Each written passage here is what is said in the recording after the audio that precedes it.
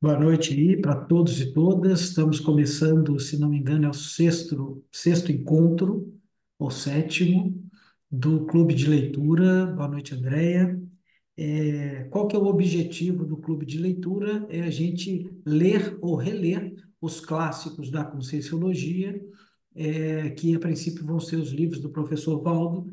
A gente agora está no primeiro, que é o Projeciologia, e a ideia é, ao longo de aproximadamente 6 anos, a gente lê o Projeciologia, os 700, Homo sapiens Urbanizados, Pacíficos, o Léxico, o dicionário de argumentos e depois ler todos os verbetes de autoria do professor Valdo e debater, como diz a colega Fernanda, que hoje não está presente, a ideia não é ler, é estudar. Então, a gente vai ler com olhos de estudante, não entendendo, anotando, registrando, fazendo pesquisas em cima daquilo que a gente está lendo. E cada pessoa vai ter um objetivo, tem gente que quer se tornar docente, então, para se tornar docente, tem, na grande maioria das instituições, tem que fazer uma prova de Conscienciologia e de Projeciologia. Então, para fazer essa prova, a pessoa tem que ter lido os tratados. Então, tem gente que quer ser docente, tem gente que está atualizando, reatualizando a leitura, tem gente que está lendo simplesmente porque ainda não leu, e a nossa meta é ler a cada 15 dias e debater uma sessão do Projeciologia. Então, hoje nós estamos fechando a sessão 5 do Projeciologia. Eu já adiantei para alguns, mas vou falar isso ao final, mas só para vocês já irem pensando. Boa noite, Gabriela e Adriana Boa German. noite. Para vocês já irem pensando, muita gente não consegue ter esse ritmo de leitura e seria legal ter um pit stop. Então, eu conversei com o professor Oswaldo, que está dando nos dois outros grupos, da gente fazer um pit stop não daqui a 15 dias, que a gente mantém o ritmo, porque ele já fez a sessão 6.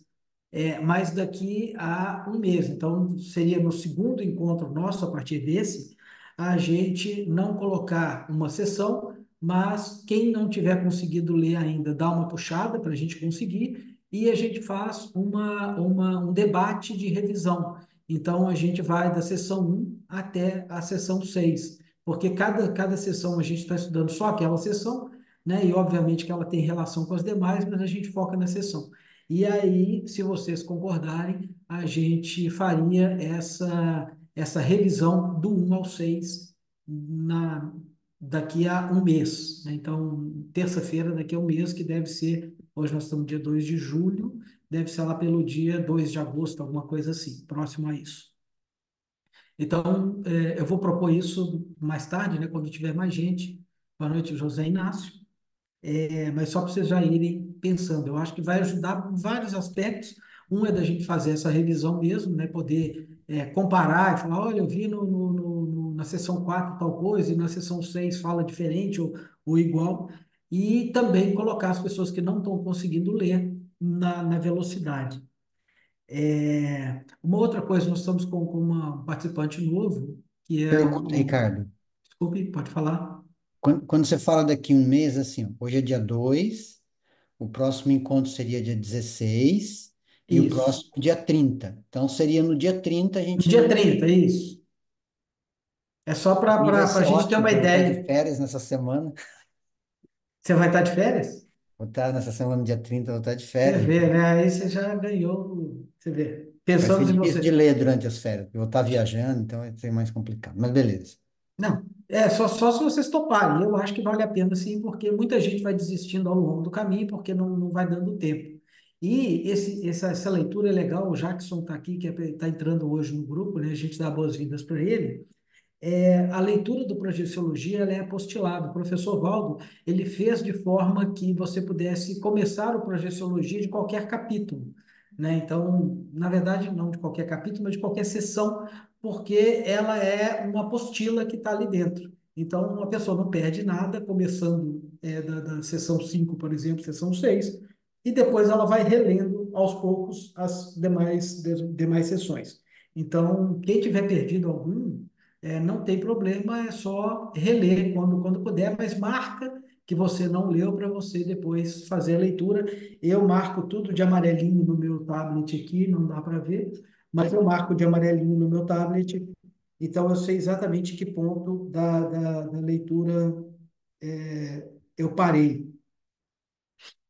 Bom, isso posto, a gente hoje tem que debater do 131, capítulo 131, que é, depois da teoria do psicossomo, do rompimento, soma e priorização consciencial, que é página 296, até o final da seção 5, que é o cap... Ops, estou no lugar errado aqui. Relações entre os chakras e os fenômenos conscienciais. Relações entre os chakras e os fenômenos conscienciais, que é o 156, página 343. Então, rememorando, o professor Valdo, sessão 1, ele falou sobre as bases da projeciologia, as bases científicas. Na sessão 2, ele trata sobre a projeciologia e as demais ciências, e ele procurou enquadrar a conscienciologia, a projeciologia dentro de uma ciência. Depois, na sessão 3, ele fala sobre os fenômenos, se não me engano. Na sessão 4, ele fala sobre estados alterados de consciência que provocam os fenômenos. E na seção 5 agora, ele trabalha com os veículos. Essa seção 5 a gente dividiu em duas aulas, porque ela é uma seção muito grande. Então, como eu já falei um pouco antes aqui, a gente lê mais ou menos 50 páginas a cada 15 dias. E isso é um debate, né? Eu participo aqui como mediador, então a ideia é que vocês tragam o que que vocês leram, o que que é interessante, se tiver alguma experiência também durante a semana, porque ocorre muito da gente ler a projeciologia e ter alguma experiência, e trazer as dúvidas, e eu vou atuando aqui mais como mediador. Então, na hora que vocês quiserem falar, por favor, levantem a mãozinha, né, que está no Reactions, Raise Hand, reações, a carinha ali, levante a mão, e depois que você falou, você abaixa a mão para permitir que outras pessoas falem, e a gente sempre dá preferência para pessoas que estão complementando aquele assunto. Então, vamos supor que a Liliana levanta um assunto sobre os chakras, aí o Leonardo Marchetti, ele entra ali a seguir, né, porque ele quer falar uma outra coisa, mas o Zé Inácio quer complementar o que a Liliana falou. Então, nessa hora, né, o Leonardo aguarda e as pessoas, até a gente esgotar um assunto, para entrar em assuntos novos, né? Então, a regra basicamente é essa. Então, pessoal, agora fique à vontade. Quem leu, quem viu alguma coisa, quem gostaria de começar o debate.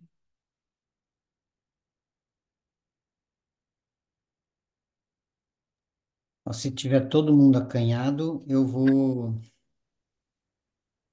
Grande Jean. eu vou fazer um comentário aqui, tá? Aham. Na página 317, eu acho que está dentro da 317, né, do nosso... Tá. Tá. Na página 317, o professor Valdo fala de mental soma, e aí ele tem ali um parágrafo, né, um tópico, né, onde ele fala hemisfério, né? Tudo isso faz pensar que o mental soma, tal qual o paracérebro do psicossoma, é constituído de dois hemisférios, à semelhança do cérebro humano. Ele está fazendo uma analogia entre o cérebro humano, que tem o lado direito e o lado esquerdo, né? A gente sabe, e que o mental soma deveria ter isso. Eu achei ilógico isso. Por quê? Porque quando nós estamos tratando da dimensão mental somática, nós estamos falando de uma dimensão que não tem forma. Então, se ela não tem forma, eu acho difícil para mim aceitar que o mental soma ele tem uma forma dividida em dois.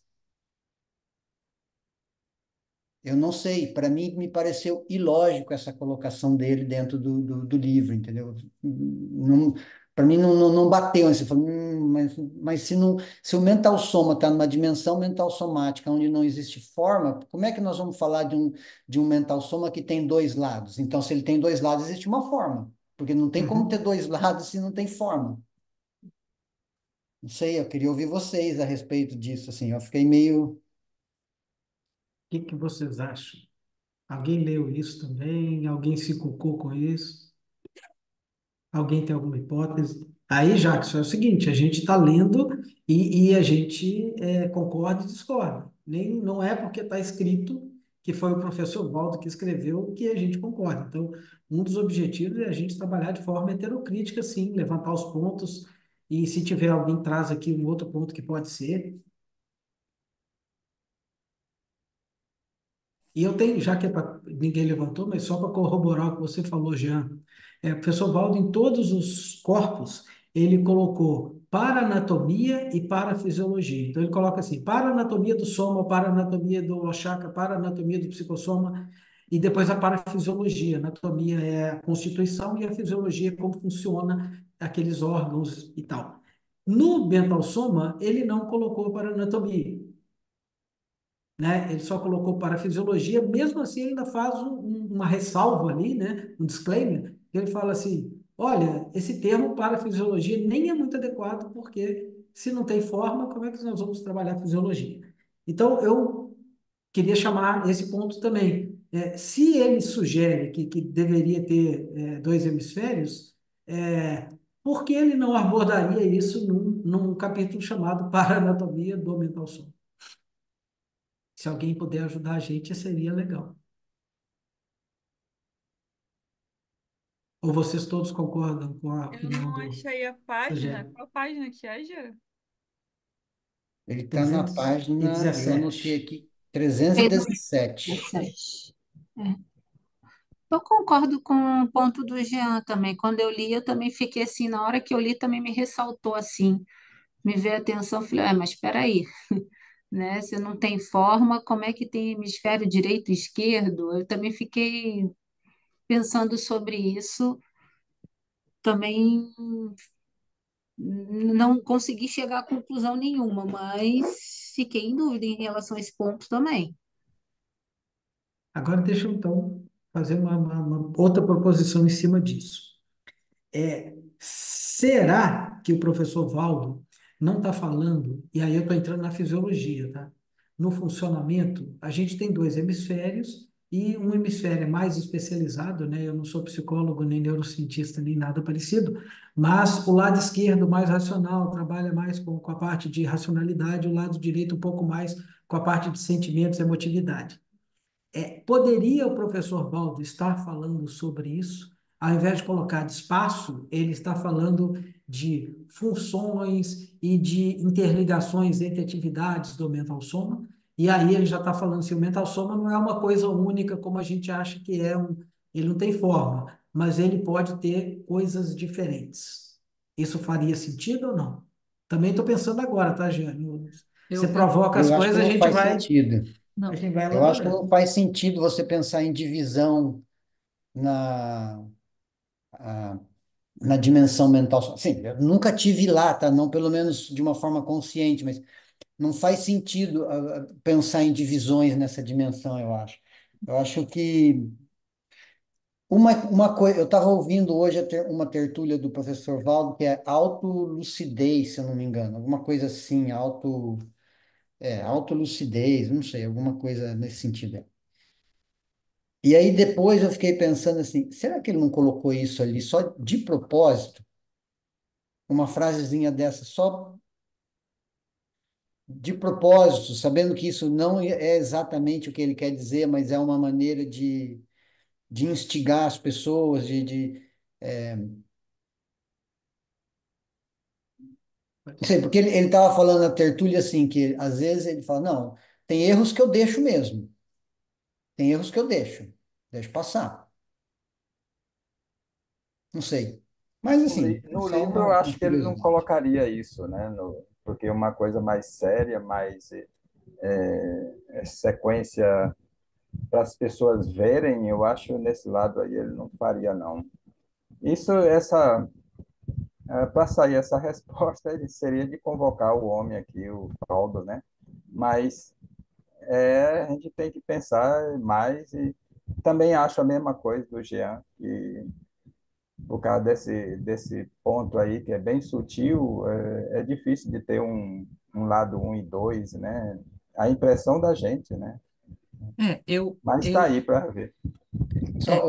Só, é, o José Inácio, então vamos fazer o seguinte: Valdo está convocado a trazer a resposta para um de nós aqui para o próximo encontro, hein? Ele vai falar, te vira. Te é, vira. o problema é Te seu. vira. Ele ia falar assim, te vira, meu amigo. Não, Ah, mas quando você falou, Ricardo, eu estava pensando mais ou menos nessa linha, né? Das propriedades, assim, do cérebro, né? Dessa questão mesmo de um lado, de uma forma de funcionar de um lado e do outro, né? Só que assim, tanto que ele fala, porém com possibilidades de variações estruturais ignoradas ainda por nós, com sims, né, ao atuar na dimensão mental somática. Então, eu acho que assim, é uma hipótese, né, que ele colocou, pelo que eu entendi aqui, mas eu acho que faz sentido isso que você falou. muito bem, Gê. E vocês lembram que eu fiz uma pergunta no debate passado? Por que que na Conscienciologia só tem quatro veículos, não tem seis, não tem dois, oito? Alguém lembra do porquê? Não descobriram mais. Porque os pesquisadores, quando se projetam, eles relatam os quatro, né? O soma todo mundo sabe que tem, a gente já viu o prolongamento do energossoma, a gente já tem experiência com ele. O psicossoma é o veículo que a gente usa ao se projetar, e quando vê com CX, etc., está de psicossoma. E o mental soma é quando a gente não vê nada, ele chamou de psicossoma, e muita gente já teve projeção com esse negócio que não é nada. Então, hoje nós só temos esses quatro veículos. Eu até falei assim, se a gente conseguir descobrir um quinto, que é o Mental Soma Plus, alguma coisa que depois se diferenciasse do Mental Soma, os pesquisadores iam começar a publicar, iam começar a ter experiências, iam começar a debater, e daqui a pouco a Conscienciologia teria, olha, até aqui a 2024 a gente tinha quatro veículos, a partir de agora, com essas evidências, com essas pessoas, estão vendo que tem cinco, por exemplo. Então, o que que eu vejo nisso? O professor Waldo ele colocou, pode ser, indica que, e abre caminho para que a gente pesquise, né? Então, daqui a pouco, pode ser que a gente não responda isso agora, mas a gente pode chegar à conclusão que realmente o metal-soma são dois, né? Vamos supor que o mental soma seja dois alguma coisa, não é no espaço, mas dois. E aí nós vamos falar, olha, existem dois, um que pensa e o outro que sente. Vamos pensar assim. Então, eu diria assim, para mim, a minha verpom, depois dessa conversa, do que vocês falaram, a minha verpom é que não tem, mas a gente carece de pesquisas para que a gente consiga bater o martelo, né? E vai demorar um pouco, eu acho.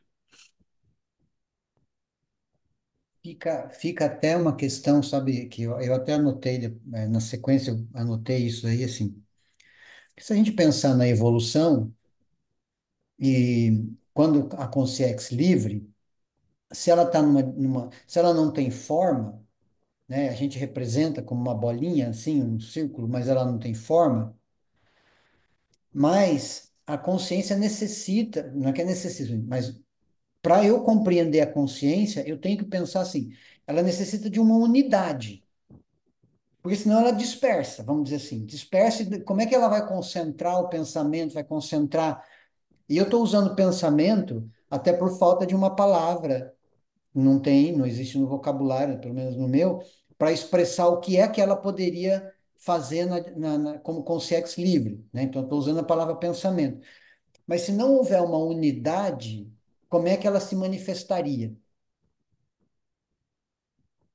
Então, assim, o que você está falando, Ricardo, eu acho que pode fazer sentido em haver uma necessidade de algo de manifestação, mas que ainda pode ser que em algum outro momento a consciência evolua mais um pouco ainda além desse invólucro, vamos dizer assim. Uhum. E aí a gente está entrando no que a gente chamou hoje de mateologia, que é Uma difícil teologia. estudar. né? Então, o professor Valdo sempre chamava atenção para isso. Ele falava assim: meus amigos, vocês têm coisas para o dia a dia, por exemplo, hoje eu estou sentindo uma dor, eu estou com uma percepção. Às vezes a gente quer ficar estudando a Consciex Livre, ele falava assim, gente, não é para a gente ficar estudando a Consciex Livre. Mais para frente a gente vai conseguir estudar a Consciex Livre. Porque aí ele falou, vocês vão perder tempo ficar tentando estudar o mais alto do complexo do que pode ter e perdendo tempo para estudar coisas que estão mais ao seu alcance, né? Então, é uma coisa que eu aprendi também no projeto de Sociologia e com o professor Valdo, é a gente focar mais no que está acontecendo, sem perder, né, a cabeça no cosmos, mas o pé no chão, né? Então, eu acho que a gente não pode perder de vista isso, mas no dia a dia ali, o que que a gente pode, o que que a gente pode estudar. Mas muito boa a sua observação. A Adriana trouxe uma coisa também no passado, eu esqueci, na aula passada, que eu esqueci exatamente o que era, mas fez a gente pensar, e aí a resposta para ela foi o seguinte: experimente, né? Eu acho que era coisa da introterina, né? Não sei se foi na passada ou na outra. Gente, experimenta, né? Se isso aí está encucando a gente, cara, bota como meta projetiva, fazer experimentos e tentar fazer. Esse é o fundamento da Conscienciologia e da projeciologia, né? Que é a gente não se contentar com uma solução fácil nem uma crítica. É a gente se colocar e vamos tentar fazer. E aí escreve um artigo para ser refutado. Vamos lá, Liliana? Só para ilustrar, eu me lembrei agora de uma projeção que eu tive há muito tempo, inclusive eu tenho ela anotada. Eu fui tirada assim do corpo, né? E eu fui para um lugar, era um jardim enorme, e no centro desse jardim, tava meio assim, fim de tarde, sabe? E eu entrei dentro de um. Eu me vi ali volitando, eu entrei dentro de um. Como se fosse um. Como é que eu vou explicar? Sabe o Museu do Louvre, do lado de fora, não tem aquele A arco de pirâmide. vidro? Pois é, isso aí. Eu entrei dentro de um negócio igual esse aí. Aí eu vi uma pessoa, né, com uma etnia japonesa. Ela estava até sentada, olha só, na posição de lótus. Eu fiquei olhando para ele, né? E aí ele falou assim para mim: agora você vai ter uma experiência. A princípio eu fiquei olhando para ele e falei: mas que experiência? Quando eu falei isso, eu simplesmente me vi fora daquela situação. Ou seja, eu vi o meu psicossoma ali e eu vi o cordão, né, de ouro, e eu era como se fosse uma bola de luz, assim, sei lá, né, que a gente pode dizer. O que eu entendi ali, naquele momento, é que era uma experiência de mental soma, porque era como se eu fizesse parte do todo, parecia uma sensação de cosmoconsciência, que você fazia parte do todo ali. Eu me via como essa, a gente fala de mental soma, né, que os cérebros e coisa e tal, mas era como se eu tivesse, assim, eu compreendia tudo. E aí, aqui na página 315, ele coloca uma frase aqui, olha. Patrocinador da projeção mental somática e da consciência aparentemente sem corpo ou veículo de manifestação, quando o projetor projetado olha para si mesmo e nada vê, sente ou encontra na condição de substância ou estrutura do seu núcleo de pensionizar, ponteiro da consciência. Era exatamente isso. Era como se eu compreendesse o todo. E eu vi ali o meu psicossoma, interessante, né? Então, eu me lembrei, agora que vocês estão falando disso, eu me lembrei dessa projeção, só aqui para ilustrar, né, e contribuir aqui com esse. É assim, a gente precisa ter a experiência projetiva para experimentar e ver como é que funciona, né? Então, uma projeção de mental soma patrocinada, claro que tinha algum motivo, né? Mas eu não. Era como que se tivesse me dando um exemplo de algo. Olha, você não é isso. Você é muito mais que isso. Entendeu? Muito bom. E Esse você capítulo, sentiu essa sessão alguma. fala muito de mental soma, né? Vai lá, desculpa, Gê. Não, minha pergunta para a Eliana é se ela sentiu alguma coisa de divisão, que nem a gente está discutindo, Não, Jean, era como se eu fosse uma bola, assim, de energia, digamos. Eu tinha até a cor dourada, sabe? Eu me via, né? Assim, é o processo de você deixar. Você deixou o psicossoma, eu via até o cordão de ouro, que a gente ilustra, né? Cordão de ouro, e eu me via como se fosse uma bola, e eu compreendia tudo, entendia tudo, né? Não havia essa divisão. Então, que eu me lembro, né? Então, era uma experiência que eu tive, assim, fantástica, e que eu não esqueço, daquela sensação de você, como é que se diz assim, você ter essa lucidez, né, de que você não é aquilo, você é muito mais do que isso, é a compreensão do todo, né? Então, eu não via essa divisão, entende?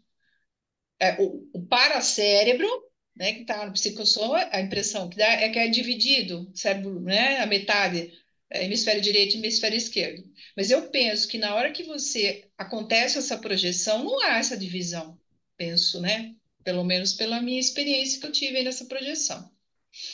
É um Isso espaço, está é um espaço único, né? Que a gente percebe e que tudo ali faz parte do nosso objetivo, que faz parte do mental soma. Eu acho que tudo engloba junto a gente, né?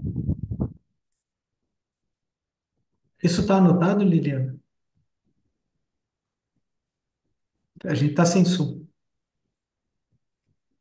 Eu tenho anotado isso no meu caderno de projeção. Posso até Excelente. procurar e depois, se eu Tá, encontrar, eu posso ver com mais detalhes. dá uma verificada nessa questão de você ver o cordão de ouro, é até dos temas que a gente estudou aqui, Sim. que uma das diferenças, paralelos entre o cordão de ouro e o cordão de prata, é que o cordão de prata, ele liga o soma ao psicossoma e ele faz parte ali do holochakra. Uma hipótese é que ele fosse o holochakra estendido, né? E que ele tem visibilidade. Quanto mais próximo você está, ele chega a ter centímetro. Se você está muito longe, ele vira como se fosse um cabelinho, né? Uma espessura. E que o cordão de ouro, as pessoas que se projetam de mental soma não veem, porque ele é como se fosse um controle remoto. Então é legal essa experiência sua, que você verifica lá se você viu. Por quê? Porque o que está escrito, né, assim, o que a gente vê é que o cordão de ouro, os projetores, relatam que não veem cordão de ouro que liga o mental soma ao psicossoma. Então é legal você ver ver se você escreveu, o que que você está vendo. Aquilo pode ser um prolongamento energético. De repente você é a pessoa que fala assim, não, eu vou refutar o professologia. Eu tive experiência que a gente vê mesmo. E aí a Mônica, a Rosângela, a Andréia fala assim, não, eu tive a mesma coisa, eu vi. Então a gente começa a falar assim, pode existir alguma visibilidade, eu não sei se do que significa o cordão de ouro. É assim que a ciência vai caminhando, né? Quando alguém fala assim, não, eu tive uma visão. Ou pode ser que aquilo que você viu, se ninguém mais teve, pode ser que aquilo não seja o cordão de ouro, né? Seria alguma ligação. Esse é o estudo científico, pessoal, por isso que eu acho bacana esse debate, que é a gente não aceita o que está escrito, a gente traz as experiências, analisa a experiência em relação à teoria que tem. Se a teoria não bate com o fato, a gente vai procurar uma outra teoria, vai procurar descobrir o que faz. Isso é espírito científico. E é por isso que a Conscienciologia, a Projeciologia, ela sai fora do conceito de seita, que é o que o Valdo bateu desde o início do capítulo 1, que ele começa a falar isso. Então, a gente tem todo o direito e o dever de pesquisar cada vez mais. Então, eu fico muito feliz que a gente aqui está descobrindo coisas, né, e levantando hipóteses é, que estão além, né, do projeciologia. Adriana? Oi, o meu ponto ainda falando de mental soma, né? Eu achei interessante quando eu li, bom, eu estou no tratado, mas aqui no computador, na página 316, né, na Parapsicofisiologia do mental soma. Tem aqui as impossibilidades, né, do mental Uhum. soma, e me fez pensar um pouco, que eu nunca tinha pensado assim em projeção de mental soma somente, né? E aqui fala que o mental soma não permite, quando isolado, no mínimo 4 manobras. E uma delas é o desassédio, ou seja, a projeção consciencial desassediadora clássica.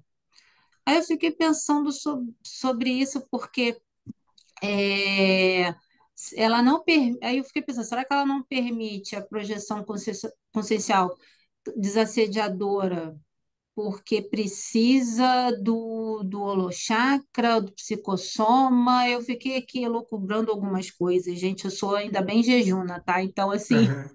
ainda tenho dificuldade, às vezes, de entender certas coisas. Essa leitura está sendo ótima para mim, porque eu estou pegando justamente pontos que eu nunca tinha visto antes, né? E, assim, eu fiquei com bastante dúvida por que que o mental soma isolado, ele não consegue fazer essa projeção consciencial desassediadora. Eu fiquei com dúvida nessa Desassediadora questão. clássica, né? Clássica, isso. É, isso. Vamos lá. Debate aberto. Quem dá mais?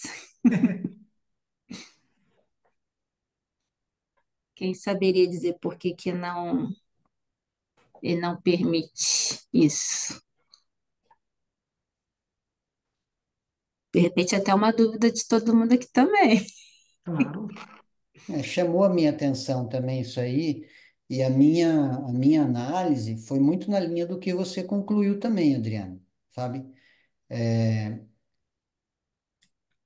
Vamos dizer assim, a gente sabe, por exemplo, que o próprio amparador, que tem um psicossoma, para um trabalho de assistência mais hard, mais pesado, ele precisa da gente, ele precisa da energia ectoplásmica, né? Ele precisa dessa energia mais densa para fazer assistência mais pesada.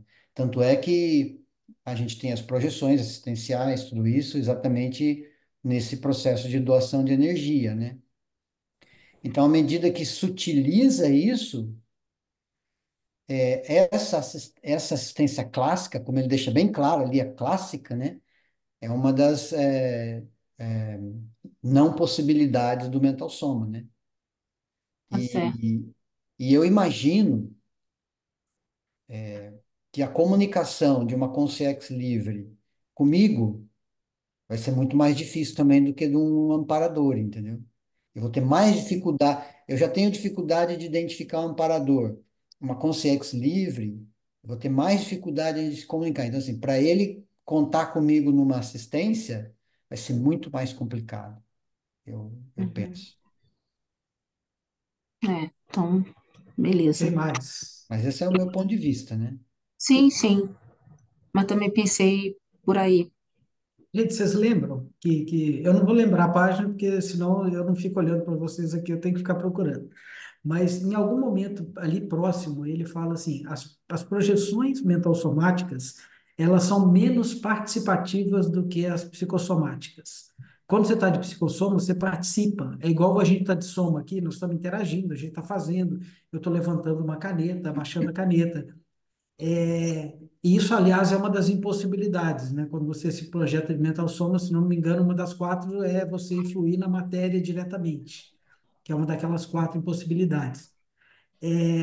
Então, o que que eu entendo disso, Adriana? E aí também é minha interpretação. Quando a gente, e também lendo artigos de relatos de projeção de mental soma, como a Liliana fez aqui, e uma que eu tive que também eu reputo ser de mental soma, a gente não participa. Ela é uma projeção muito mais contemplativa de entendimento do que uma projeção que você está efetivamente atuando. Então, assim, o capítulo 60 do Projeções da Consciência, o Valdo relata uma projeção de mental soma que ele teve como a consciência livre. Ele falou, ninguém ouviu, mas todo mundo entendeu. Ninguém viu, mas todo mundo sabia que estava ali e tal. Então, esse tipo de projeção permite que a gente entenda muita coisa, mas a gente não faz esse desassédio que concordo um pouco com o Jean ali, que é a questão do ectoplasma, de você chegar. Você pode fazer um desassédio, acho eu, um desassédio mental somático de esclarecimento, né? Assim, de você conversar duas consciências assim, Óbvio que tem desassédio, porque a pessoa vai ter todo um conhecimento, vai mental soma com mental soma. Mas não esse desassédio que a gente está falando, que é o desassédio do assediador. Até porque o assediador, em algum outro lugar do livro, algures ali, o professor Valdo fala o seguinte, que com pouca cosmoética você não consegue ter projeções de mental soma. Então ele fala assim, o assediador não consegue ter experiências de mental soma. Então, se o assediador não tem experiência de mental soma, quando você está na dimensão mental somática, duas consciências, pode não ser consciência livre, eu e o Jean podemos nos projetar de mental soma, nessa noite, dormindo, nós dois conversarmos, nem ele somos consciência livres, e a gente se projetou de mental soma e teve um diálogo transmental ali. Então, ali não tem o assédio. Então, a minha verpom também, de tudo que eu já li do Projeciologia, vai nesse sentido. E, de novo, né, a gente tem que ter mais experiências. A que eu tive é parecida com a da Liliana, não foi num local, não vi nada, mas eu entendi tudo. Sabe quando você entende? Parece que você está nos bastidores de uma peça de teatro, que você sabe tudo que está acontecendo, na hora lá eu falo assim, cara, entendi tudo. Quando eu voltei para o corpo, eu falei, eu sou uma abóbora, não entendi nada. Mas eu sei que eu entendi, né? A experiência do ter entendido nunca saiu de dentro de mim. É como se eu entendesse, né? Lesse um livro em árabe ou qualquer coisa assim, e falo assim, entendi. Quando eu volto, eu falo, poxa, eu não sei ler árabe, não sei o que é. Mas quando eu estava projetado, eu li e entendi o que estava ali. A ideia é essa. Não sei se alguém mais tem experiência com isso, quer contribuir. Porque essa parte final, né, como eu estava falando ali, a gente fez o soma, o energossoma e o psicossoma no debate passado. Até ali era muito próximo da gente, né, o soma, o energossoma, até o psicossoma, quando a gente se projeta. Essa parte final da sessão 5 trabalha muito com o mental soma. E realmente, para a gente entender isso, é bem mais filosófico. Por isso é que na próxima sessão chama abordagens filosóficas. O professor Waldo falou assim, cara, agora vamos puxar um pouco da filosofia do mental soma. Tem toda uma lógica nos capítulos. Tem mais. E eu percebi, lendo essa sessão do Mental Soma, ficando mais mental somático também, entendeu? Ampliando mais as ideias, indo além da leitura e fazendo anotações. Eu percebi isso, entendeu? Uhum. Foi muito legal isso. Eu não tive a oportunidade de ler todos esses capítulos que ficou para esse encontro, né? E eu consegui passar os olhos, assim, em algumas coisas que chamaram a atenção. E aí, ali na página 320 e... Peraí que aqui tá em cima a letra. 322. Ele fala das oligofrenias, né? Que depois ali da dessoma, ele fala as oligofrenias, frenestesias ou olipsíquias extrafísicas são síndromes ou distúrbios característicos da patologia do mental soma, ou seja, deficiências mentais da consciência extrafísica que refletem no psicossoma, parecendo que são geradas por emoções incontidas entre choques biológicos da ressoma e da dessoma, resultando como efeitos deficiência do desenvolvimento mental, ausência da concentração mental, falta de coordenação do juízo crítico e outras alterações mentais somáticas. Aí eu fiquei me perguntando, assim, né, refletindo se eu não aprofundei ainda muito esses estudos, mas tem a questão que a gente vê de TEA, né, transtorno do espectro autista, pessoas com diversos distúrbios aí neuronais, mentais, que eu fiquei pensando, será que esse choque ele pode ser tão grande que fixa e aí ele na próxima ressoma dessa consciência venha com algum tipo de deficiência nesse sentido a partir disso, desse tipo de oligofrenia, não sei. Não, uma pergunta assim, que surgiu, que eu sei que não tem muito como responder, mas não sei se vocês já pararam para questionar alguma coisa assim, como que vocês pensam sobre isso?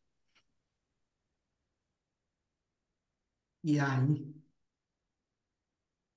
Oi?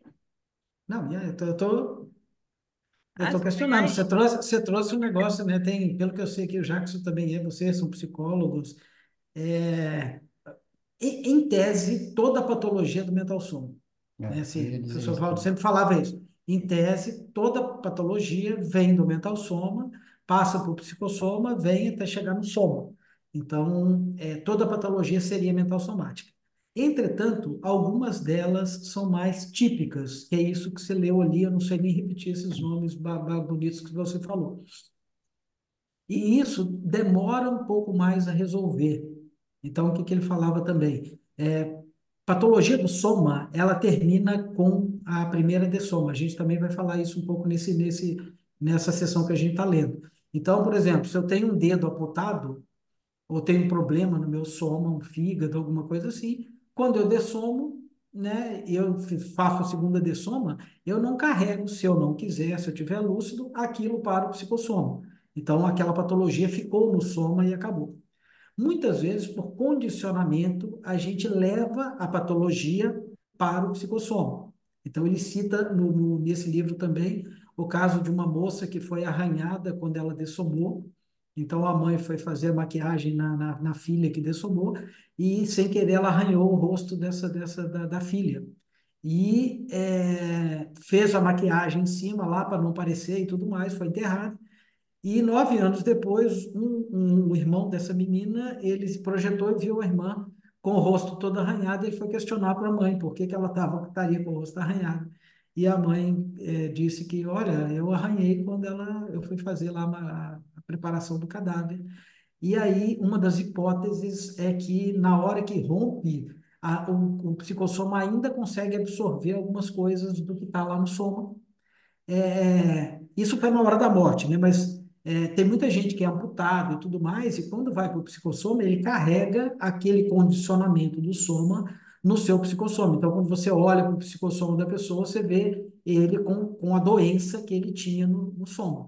Mas isso é uma coisa que é mental somática. A pessoa falou assim: não, eu não sou o meu corpo, eu não sou o psicossoma, eu consigo resolver. Só que tem pessoas, consciências que não conseguem fazer isso.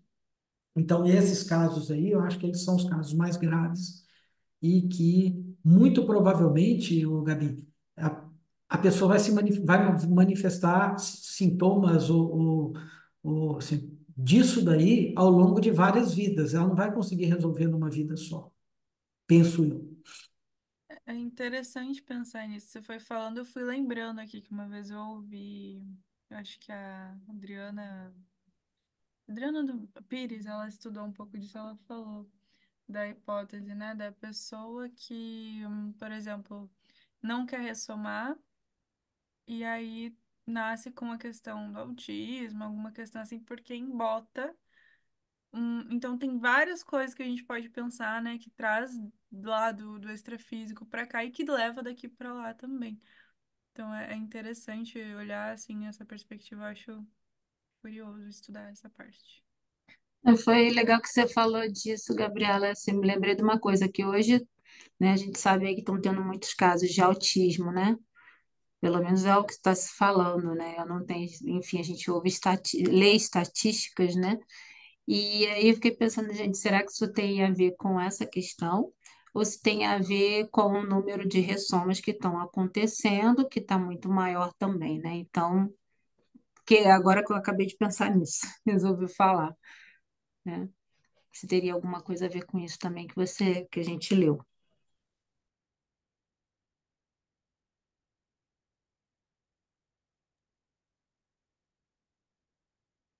Só para dar um exemplo, a gente tem que lembrar da paragenética. Por exemplo, a diabetes, às vezes ela não é uma doença de uma manifestação de uma vida só, né? Então, às vezes ela está na paragenética. E aí, por conta da parte mental somática, do fato da pessoa ser mais emocional, mais psicossomática, isso acontece ela, de repetir a doença, né? Então, está na paragenética. Então, não é só a genética aqui, né? Então, Uhum. acho que são muitas variáveis, né, que a gente pode pensar. E tem a questão da Hairbags também, né? Eu fico pensando assim, tem consciências que já não ressomavam há quantos tempos que já tinham alguma questão, né? E agora tá vindo esse povo todo, então também tem isso, de alguma forma. O professor Valdo falava que até a década de 70, né, de 2070, vai ressomar muita com os réus. Então, a gente vai vendo coisas que estão acontecendo, comportamentos, e quanto mais nasce gente, mais tem comportamentos, né, deslocados. Então, isso vai acontecer sim. E aí pode ser também isso que vocês levantaram de hipótese, que como todo distúrbio ele é mental somático, as réus têm distúrbios mental somáticos, elas vão nascendo e vão trazendo para cá os distúrbios que vão virando psicossomáticos e somáticos. E a gente vai ser o professor Valdo chama de deficiolândia, né? Que a Terra ela é uma Disneylândia dos deficientes, digamos assim. Somos nós. E o quanto que isso não mexe com os grupokarmas aí, né? Porque aí toda a família fica em função de ajudar de alguma forma aquela consciência a se desenvolver. Então é interessante pensar nesse processo aí da Herbex. Deixa eu colocar uma coisa que eu li aqui. A gente está falando assim, a diferença do psicossoma para o soma e do mental soma para o psicossoma. Aí na página 333 ele fala sobre descompasso. A defasagem ou descompasso entre os ambientes conscienciais ou condições veiculares é de 1 por 1000 quando a consciência se projeta por intermédio do psicossoma, tendo em vista o peso desse veículo. E de 1 para infinito quando a consciência se projeta somente através do mental soma isolado. Ao projetor consciente, vale meditar profundamente sobre esse assunto. Então, ele fala do peso do psicossoma, que é 1 milésimo do peso do soma. E a lucidez do psicossoma consegue ser 1000 vezes melhor do que a lucidez que a gente está embotado aqui no intrafísico. E aí ele fala assim, só para ter uma noção, então seria um mental soma em relação ao psicossoma ao soma, seria como se fosse o infinito.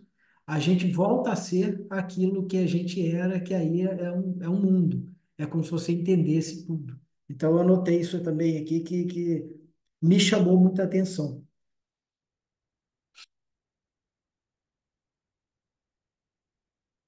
E aí, gente, o que mais? Tem sobre dessoma, sobre primeira dessoma, segunda dessoma, terceira dessoma. Tem um Eu monte de achei assunto também legal.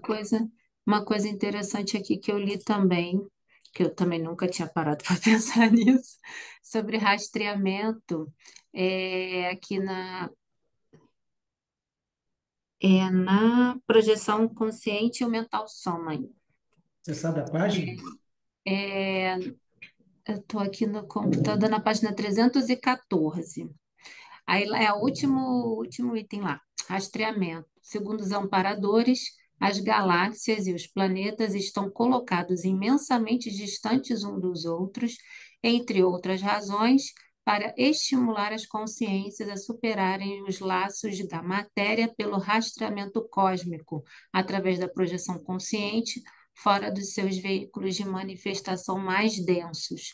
Isso objetiva alcançar as paragens mais longínquas, ou situadas nos confins dos universos físico e extrafísico, troposférico ou crosta-crosta, usando o mental soma livre no meio, comum a todos, conscientes e consciex, a qual chamamos de dimensão mental somática.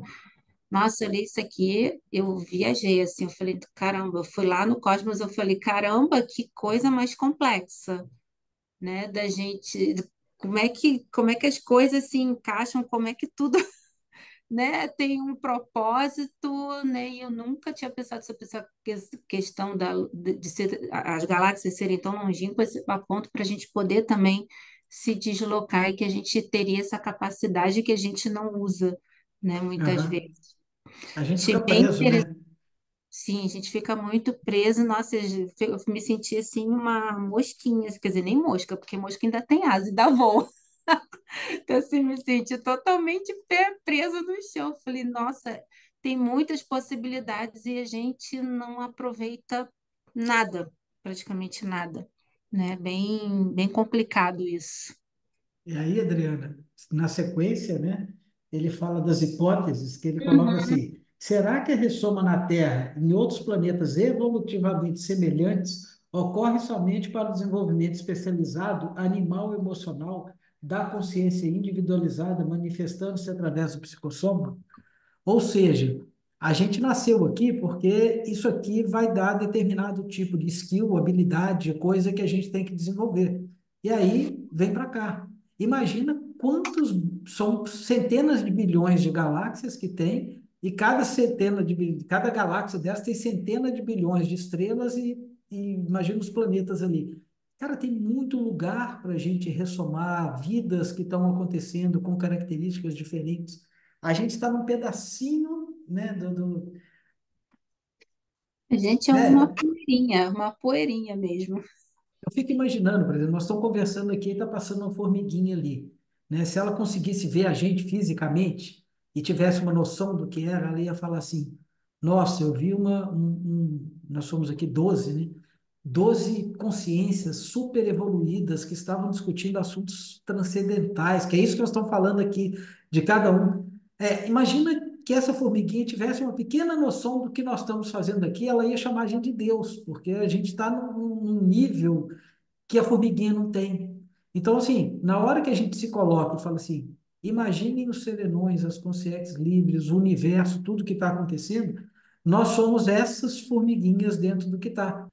E temos que ficar muito felizes com isso, porque o ponto que nós chegamos hoje em relação ao que a gente vê na Terra, de formiga, de inseto, de bichinhos, nós passamos por isso tudo, né? Então, assim, e às vezes a gente reclama que tô com frio, tô com dor de garganta, não tem dinheiro para comprar tal coisa, né? Você imagina, isso eu acho que é um desrespeito evolutivo, isso é uma patologia do mental soma, da gente com a gente mesmo, sem valorizar aquilo que a gente tem.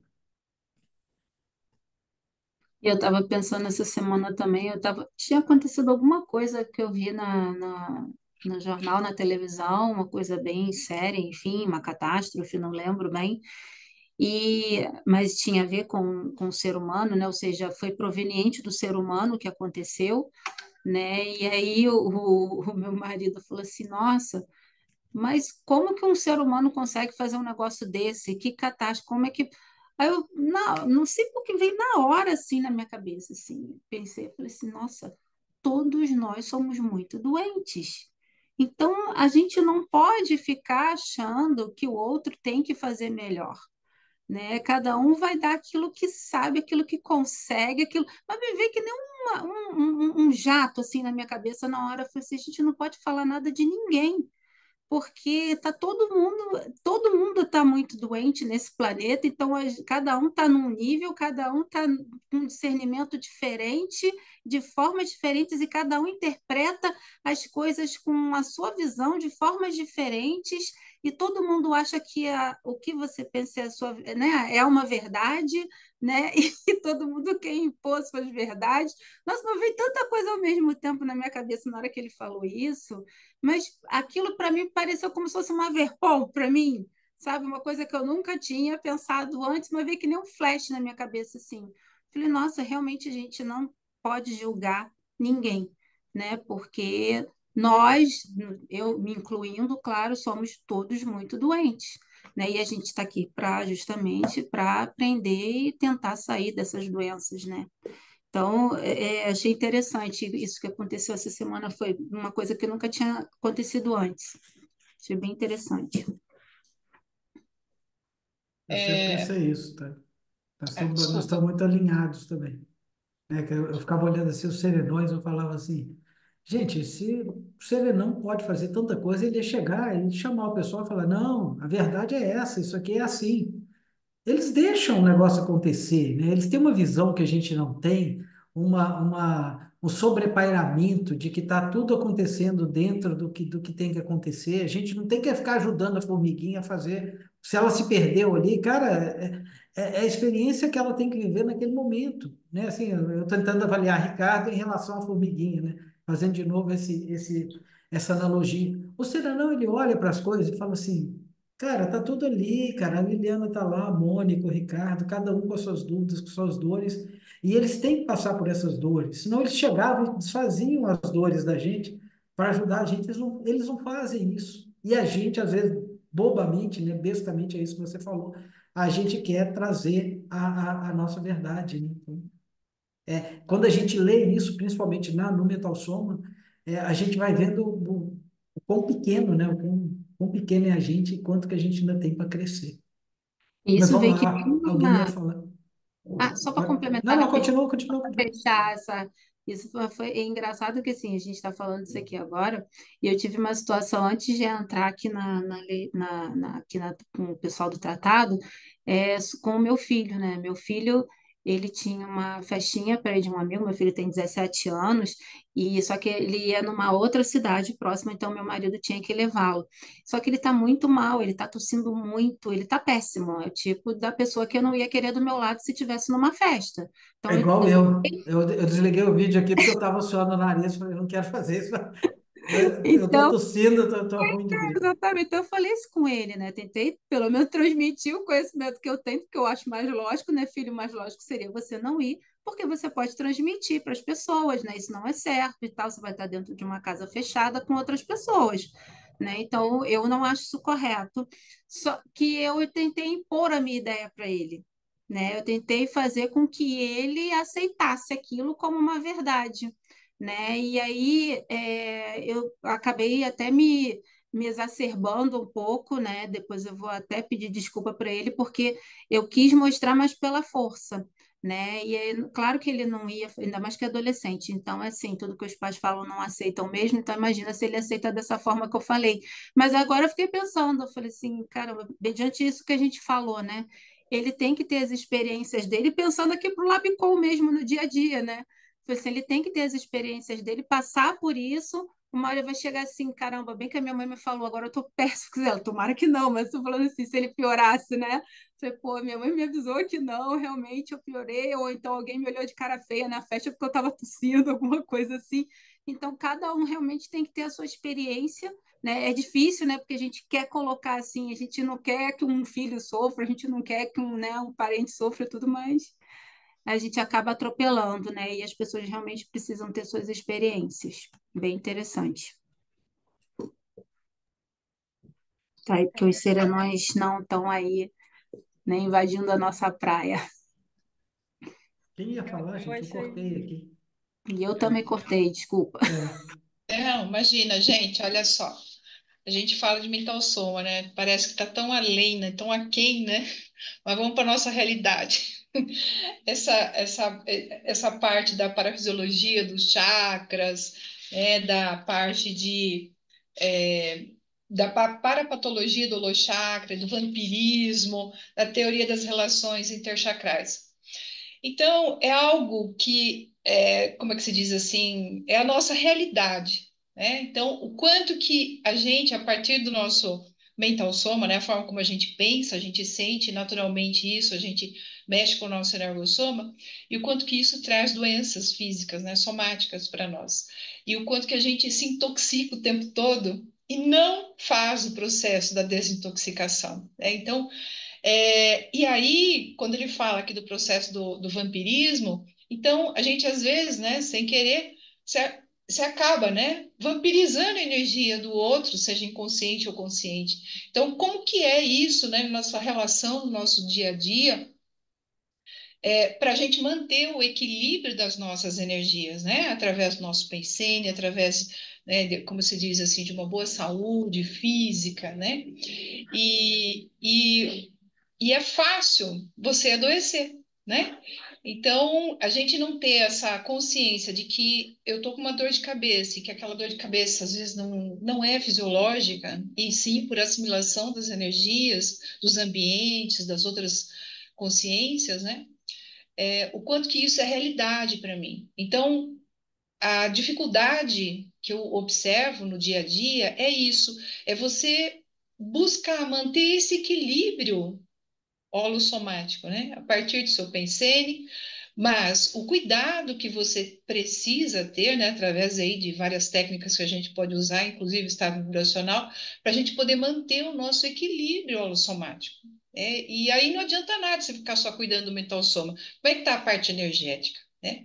Então, o fato de você ter essa consciência, essa lucidez, Eu acho que quando você tem esse equilíbrio, aí é possível, né? A gente ter mais lucidez, ter mais clareza, ter uma visão mais ampliada de tudo, né? Que está ao nosso entorno, daquilo que a gente precisa melhorar. E aí ele traz aqui um ponto super importante que fala, né, de como você trabalhar essa questão de compensação energética, né? Então, o único recurso eficaz para a compensação bioenergética duradoura, né, do estado do vampirismo é a autocompensação energética. Uma coisa que parece banal, mas ela é de suma importância para a nossa saúde somática, não é? E aí, quando ele traz a teoria das relações, ele fala muito do processo de você interagir com as pessoas. Não é você viver na solidão, porque viver no seu mundo é fácil, né? Eu aqui com o meu computador, meus livros. Não, é no dia a dia, no labor, no enfrentamento nosso, das nossas interrelações, é que a gente vai, então, interagindo, né? Doando as energias também. A gente, quando doa, também recebe, às vezes a gente mais doa do que recebe, e a gente ter essa compensação, né? E ele fala de um ponto super importante que eu acho, que é também a questão da solidão, né? Então, olha só, a sensação de solidão, isso está na página 309. A sensação de solidão ou isolamento afeta o corpo humano, o soma.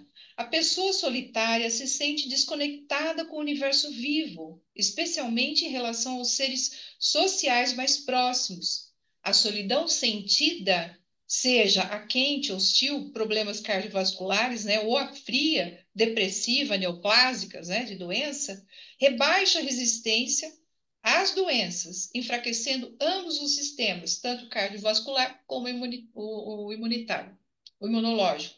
Então, essa importância, né, da gente também através do processo da convivência, né, de você interagir com outras consciências, o quanto que isso também favorece nós, né, até manter um equilíbrio, um bem-estar, uma paz, né, intraconsciencial. Então, isso traz mais lucidez para a gente, né? Então, a gente às vezes fica achando, né? Nossa, quero ter uma projeção de mental soma, mas como é que está o seu soma? Está todo desequilibrado, as energias desequilibradas. Como é que você vai projetar, né? Então, às vezes, a gente precisa arrumar a base da casa, né?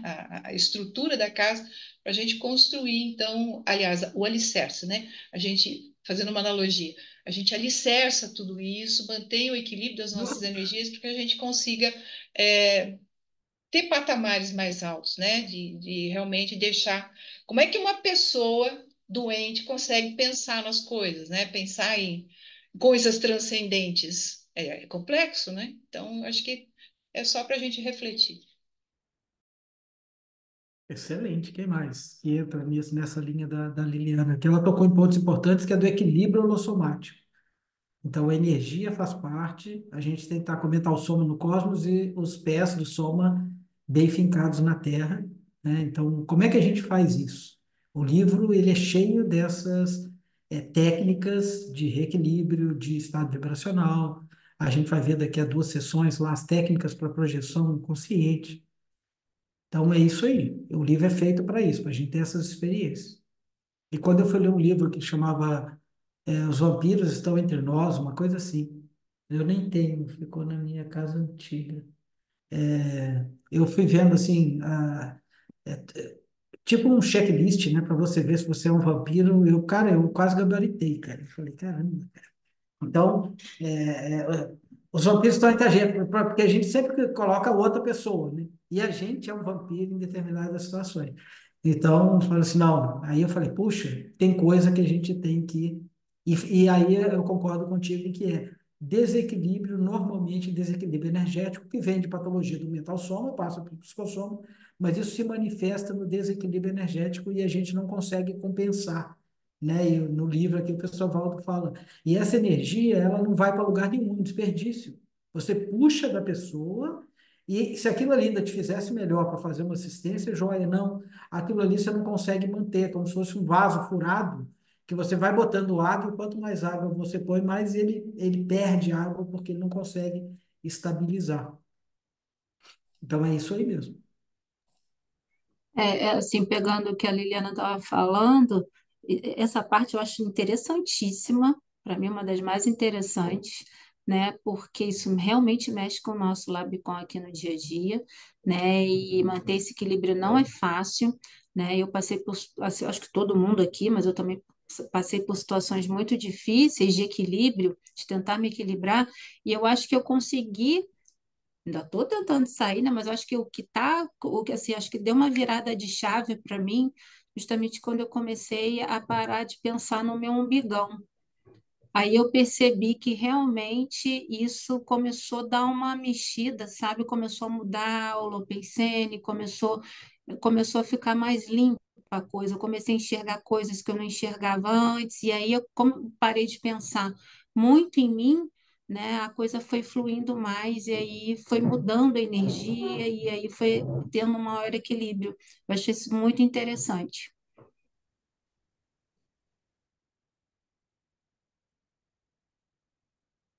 E vocês viram aquilo que a Liliana falou também sobre a interconexão entre os chakras? Então, por exemplo, interconexão entre o laringochakra e o frontochakra, entre o esplênicochakra, né? A função de cada chakra. Então, o professor Valdo ali, não sei exatamente em qual capítulo aqui, que não está aberto, mas ele vai dando a fisiologia de cada chakra, o tamanho, a função, que tipo de fenômeno está envolvido com cada um dos chakras. Então, a clarividência viajoura muito com o frontochakra. E aí a gente tem técnicas que são usadas em dinâmicas e oficinas de vamos lá para desativar, para desbloquear o corona chakra, vamos fazer o circuito corono-frontochacral.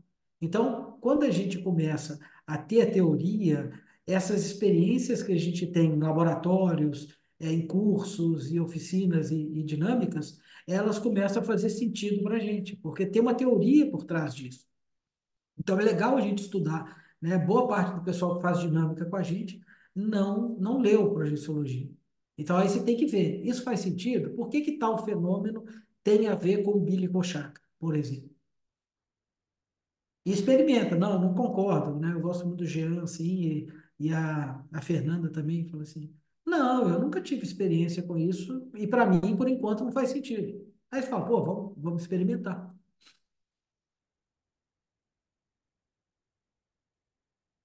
Mas o que mais? Vamos lá, gente. Deixa eu ver que assuntos tem. Ninguém? Tem um ponto ali, na página 299, né, onde ele traz as questões, acho que ele começa a falar dos chakras ali, deixa eu ver se é isso mesmo. Ele começa a falar dos chakras ali, e aí ele traz uma afirmação, assim, ele tem um ponto ali que fiquei pensando bastante sobre isso, que o lado esquerdo do corpo humano, Uhum. ele é o lado responsável por fixar a consciência na intrafisicalidade, né? E, e a minha suposição aqui foi porque tem mais chakras do lado esquerdo do que, pelo menos os chakras principais, né? Do lado esquerdo, e praticamente não tem nenhum chakra principal citado do lado direito do corpo humano. Tem, né, na parte central e do lado esquerdo, mas não tem do lado direito, né? E aí eu fiquei pensando em algumas coisas assim que acontecem comigo. Por exemplo, o meu lado direito eu tenho mais dificuldade de movimentar as energias, eu sinto claramente, né? Se poderia haver uma relação dessa dificuldade por não ter chakras mais clássicos, assim, mais importantes, né? Mas também eu fiquei pensando como é que o nosso cérebro lida com essas questões dos dois hemisférios. Porque, assim, existe, quem é da psicologia aí vai poder falar melhor, mas, assim, uma parte do cérebro, ele é mais, vamos dizer assim, mais racional, um lado é mais racional, o outro lado é mais emocional, né?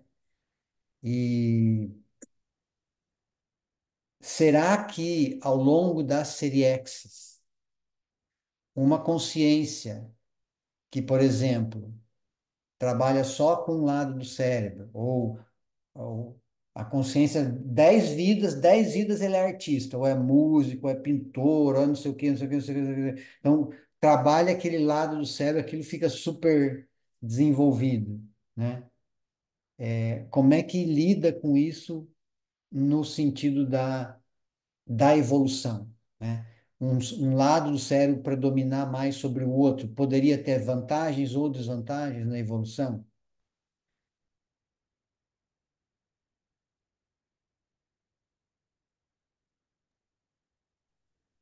Denise. Será que o fato de você nascer algumas vezes num ginossoma e outras vezes no androssoma, isso já não tem uma certa predominância, né? Porque quando você falou dos dois hemisférios, também me veio o yin e yang, né? E aí, então, quando você vem como androssoma, aí é a parte mais racional, né? E quando você vem no ginossoma mais emocional e vai tendo um equilíbrio. Isso foi uma ideia que me veio, né? Mas poderia ter outras variações também.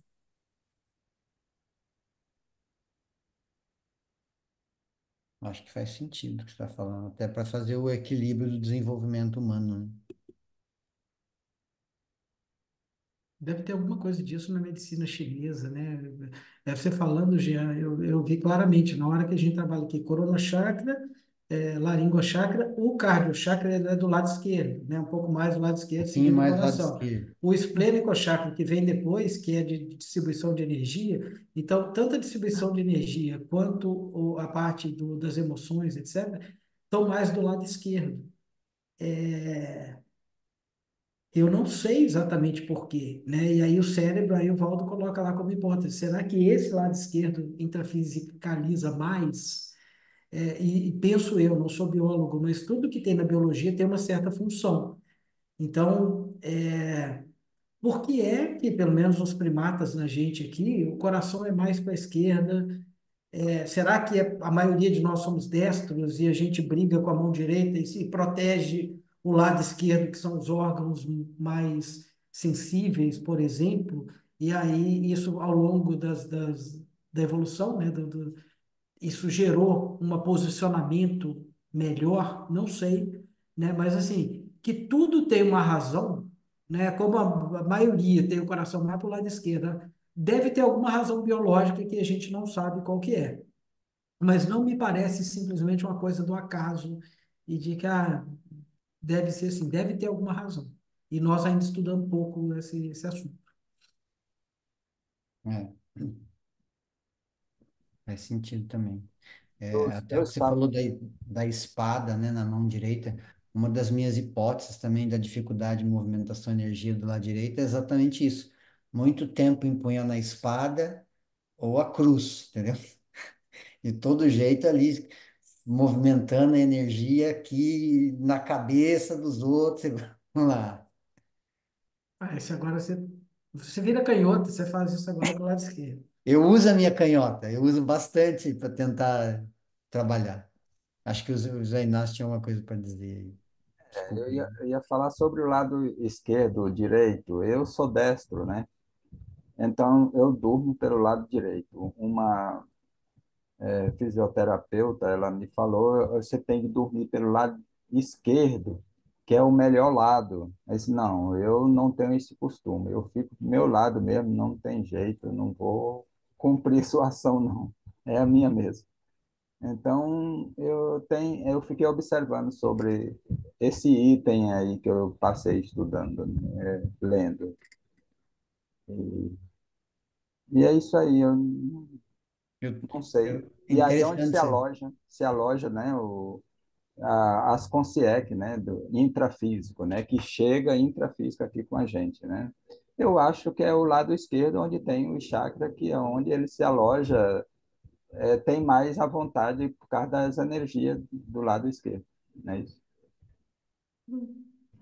Você sabe que Legal. quem atua em curso de campo, né? Assim, eu trabalhei muito ali como na banqueta com o Epicom desconhecido, com três Epicons até hoje. E os três, eles sempre me pediam para que eu comunicasse sempre do lado direito. Então, quando você vai em curso de campo, CP2, por exemplo, o ideal é que você não fale com o EPICOM, nunca chegue no EPICOM pelo lado esquerdo dele, normalmente pelo lado direito. Então, se você vê, bota a poltrona, aí tem a banqueta de atendimento e o EPICOM fica do lado direito. Eu nunca me perguntei por quê, É né? porque ele está Mas ocupado. Ele está eu ocupado não com a sei se o consciência. amparo, né, É, como que aquilo funciona, mas é um tema de pesquisa, né? Agora que vocês é. falaram isso, eu já botei uma minhoquinha na minha cabeça e falei assim, próximo que eu encontrar, eu vou falar assim, não, mas por que que é? Como é que é a Abre o jogo. fisiologia? Gente, fala aí. Não, eu só queria complementar que o coração, ele é voltar, raras exceções, o coração fica mais à direita, né? Mas A o direita? coração é à direita, o coração é para a esquerda, Ah, né? sim. Para a esquerda. Rara exceção, o coração fica voltado para a direita, só defeito Uhum. anatômico. Mas a gente tem o lobo, os pulmões, né? Então tem três lobos do lado direito e dois lobos do lado esquerdo, justamente para caber o Cabe o coração. coração. É, na anatomia. E também por questões fisiológicas, né? Do lado direito a gente tem outros órgãos, né? O fígado, o pâncreas, né? A vesícula. E do lado esquerdo a gente tem o baço. E aí, quando você fala de deitar do lado esquerdo, é uma lógica, porque o estômago, a anatomia do estômago, ele tem um desenho, né? E a curva dele é do lado esquerdo.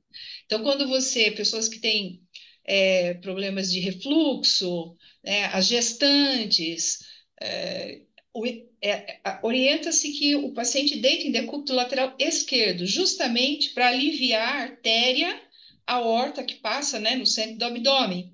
Então, ela fica mais voltada para o lado esquerdo, aliás, para o lado direito. Então, quando você deita, o fluxo de sangue, né, sanguíneo, ele facilita, né, é mais facilitado.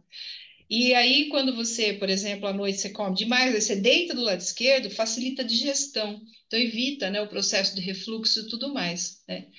E também, que você falou, né, do EPICOM do lado direito.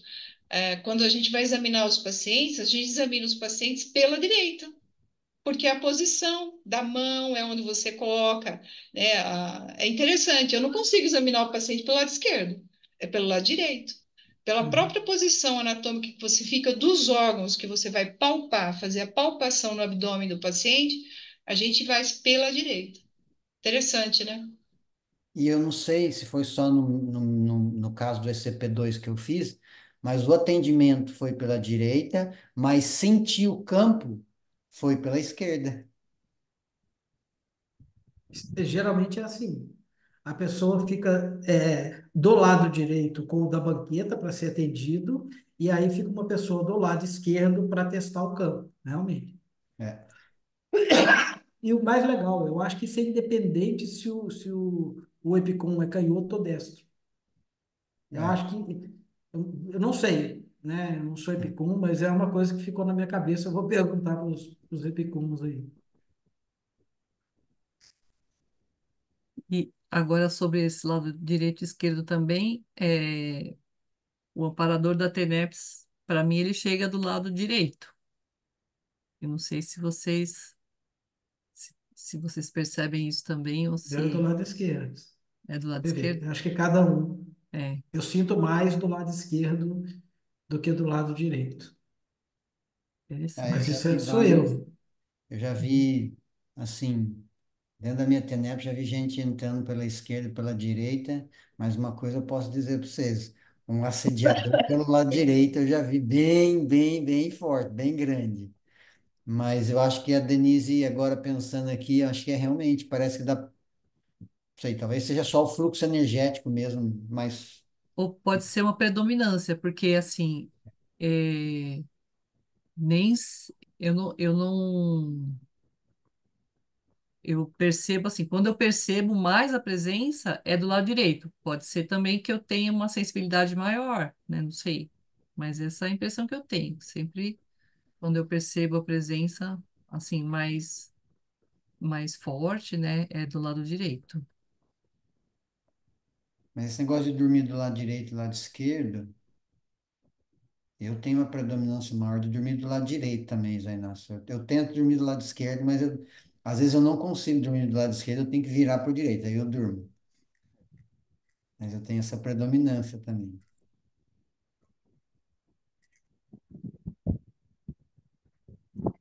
Engraçado, eu tenho uma questão, às vezes, do intestino, do estômago, né? Tô investigando uma possível síndrome do intestino irritável.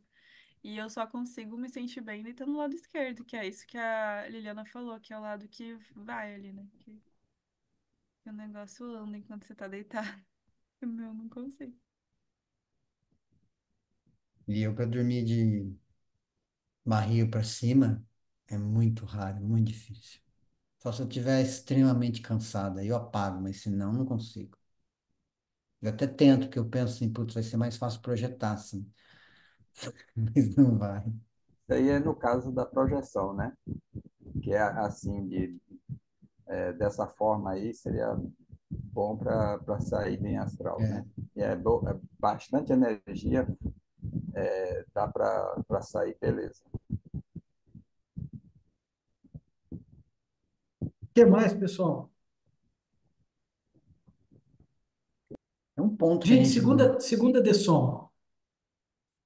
A primeira dessoma meio que todo mundo já conhece, né? A gente já viu alguém dessomando, a gente já dessomou várias vezes em várias vidas. A segunda dessoma que é o descarte do holochakra. O que vocês acham? O que vocês leram? Tá falando que em 3 dias você tem condição de sair da segunda dessoma. Eu preciso estudar para ver sobre isso aí, porque estou achando muito pouco e eu não sei qual a quantidade de dificuldade que tem. Por enquanto, eu acho que não estou analisando muito isso aí. É de ver mais sobre isso aí, para observar mais. O que é que vocês acham sobre isso aí? Vamos lá, falar. É, isso aí. O que vocês acham? Eu estou muito com o Zé Inácio. Eu achei muito pouco ele falar que em média 2 a 3 dias ali, né? Mas o que vocês Vocês acham acham? que tem alguma relação a questão da missa de sétimo dia do catolicismo com essa questão da segunda de soma? Por que que existe a missa de sétimo dia? Eu não sei. Eu Será achei que tem, pouco também será que três tem dias. a ver com aquela situação quando Cristo, né, ressuscitou? Não sei quantos dias foram Foram depois. 3. Não, mas ele foi Ah, em foram 3 dias, três. né? Ai, 3. É que o sétimo dia que eu lembro, que é a fase que tem, né? Que a fase dele de visita, das concierges, prestar atenção, saber para onde que ele vai, ter acesso a um montão de coisa para que tenha aquele funilamento e seguir em frente, né? Eu acho que é um acesso que ele tem esse prazo, esse limite, né? Para ter a Aqui, sequência, né? aqui tá falando que ela é uma homenagem, ela é mais como uma homenagem, e o propósito fundamental é rezar pelo falecido para que sua alma seja acolhida no céu e tenha o descanso eterno. Então é mais para fazer uma homenagem, parece. O que eu abri aqui. Penso eu que se tivesse em várias culturas que tem a morte, eles teriam mais ou menos essa questão de 7 dias. Eu não sei, eu não sou estudioso, né? Mas aí teria no hinduísmo, 7 dias eles fazem determinada coisa. No budismo Uhum. eles fazem, no outro eles fazem. Eu nunca vi que se repete a cada 7 dias. Pode ser que seja uma tradição mesmo cristã, né? Por alguma razão, ou judaica, talvez, não sei. Está falando que espera-se 7 dias para que a alma seja analisada no purgatório. Depois desse período, ela tem a análise feita ali. Parece. Ou vai para o céu ou vai para o inferno. Denise tem Então, cara que sabe. eu tenho duas vivências com duas dessomas na família.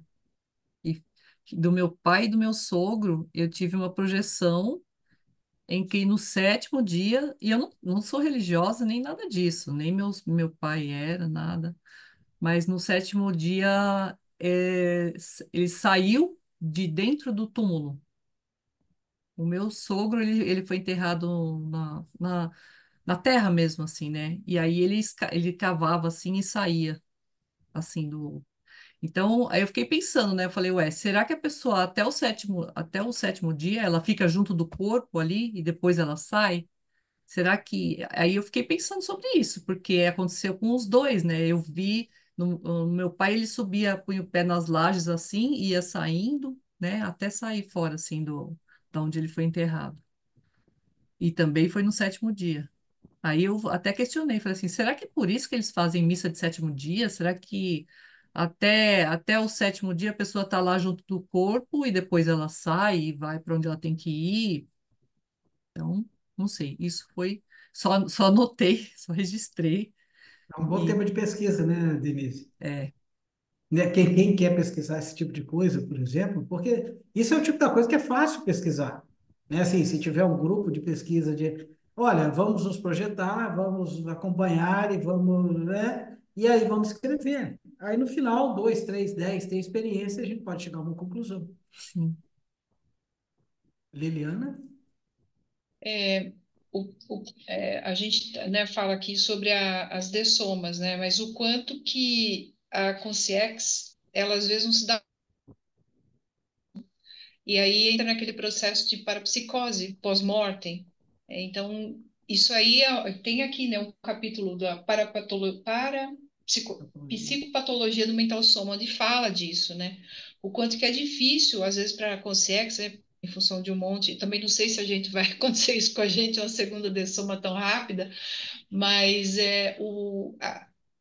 a dificuldade, né, que às vezes a consciência tem por N motivos para passar pela segunda dessoma.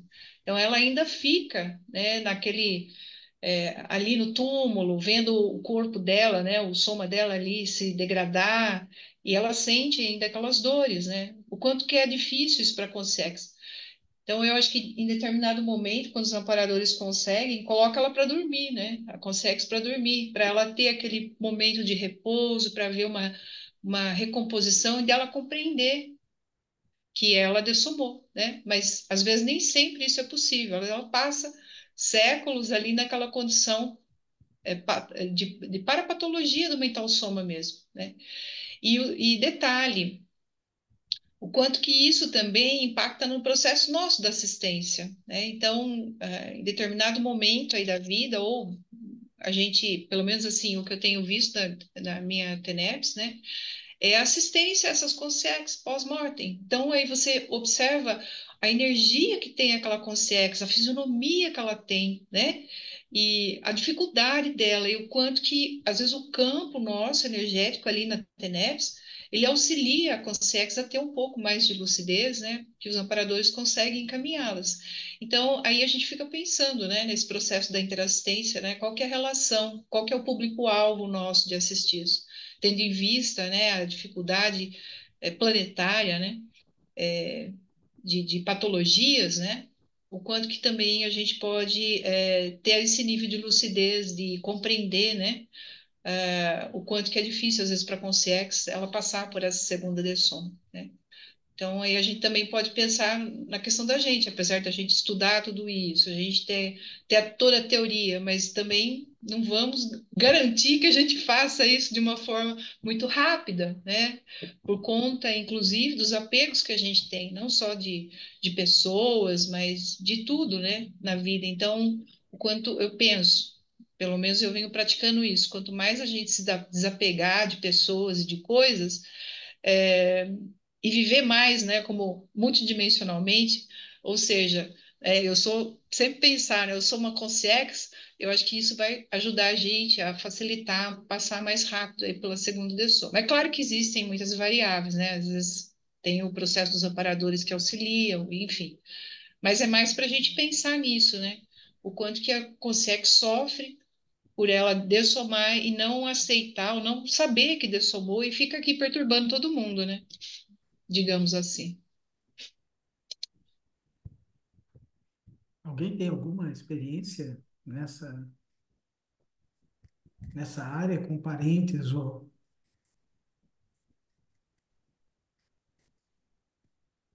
Eu já me projetei. Tirando a Denise, que já falou duas vezes. Ah, Não, mas mas eu você já tentei encontrou falar, eles depois? sim, meu pai, eu tentei falar com ele que ele já tinha dessomado, mas ele, não só eu, a minha irmã também, ele não quer saber de conversa. Ele, ele não quer saber. Ele desconversa, ele foge, ele fala outra coisa, ele ignora e não, então, deixar o tempo dele. Faz tempo isso, Denise? Que Faz ele dessomou? mais de 30 anos. E a causa da dessoma? Ele teve embolia pulmonar.